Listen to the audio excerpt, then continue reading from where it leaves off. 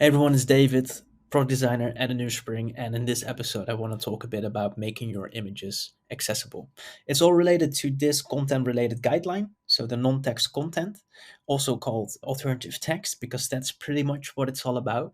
And what it means is that if you have content parts, and I'm sure you do, and you have an image in those, which you probably have, you need to provide these images with an alternative text. Now you can set that up in the platform, and I will show that in a second.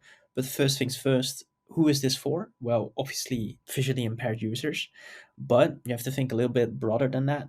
It could also be for users with cognitive disabilities who have a more challenging time understanding what the image is all about. The alternative text can provide that extra bit of information, for example. And then also users with situational limitations, for example, slow internet. So if you have slow internet and the image doesn't want to load, it can still load that alternative text and provide that extra information, which is awesome. So yeah, why does this matter? Everyone should be able to perceive the same information. Simple as that. So let me show you how you can set up an alternative text for your images inside our platform. All right, so as you can see, I am inside a content part right here, and let me quickly show you the different locations where you can add an alternative text to your content. So I have an image right here, which I uploaded via the image option, but you can do the same thing for the text editor.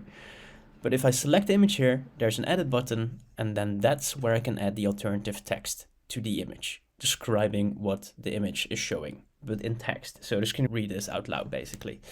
Now, the same thing I can do for videos that you upload in the video player. But if you have done this via YouTube or Vimeo, you can do it on YouTube or Vimeo, basically. And last but not least, we have audio files right here. And then if I click that, it's the same story. There's an edit button, and that's where I can add the alternative text for the audio clip. That's it for content parts.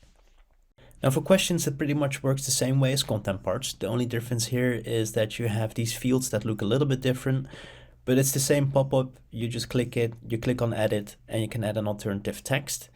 Now, if you're wondering if you have to add an alternative text per question or per content part, even though you're using the same image, that's correct. And the reason for that is that the image can convey a different type of information depending on the context that it's surrounded with. So the same image can have different alternative texts that you set up per content part or question.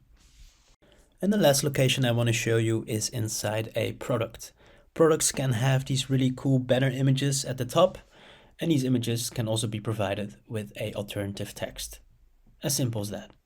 And last but not least, on most pages you can see a cool logo at the top. If you have this, you can go to the look and feel settings, and then there you can add the alternative text to the logo image. So to quickly recap, make sure your images, your audio files, your videos all have alternative texts. If those videos come from YouTube or from Vimeo, then you can set up the alternative text over there. And then last but not least, if you have a logo banner, make sure it has an alternative text. That's it. Thanks for watching this episode on making your images more accessible. I hope everything was clear. If you have any questions, please let us know. And otherwise, see you in the next one, which is going to be about contrast. So yeah, should be interesting. See you there.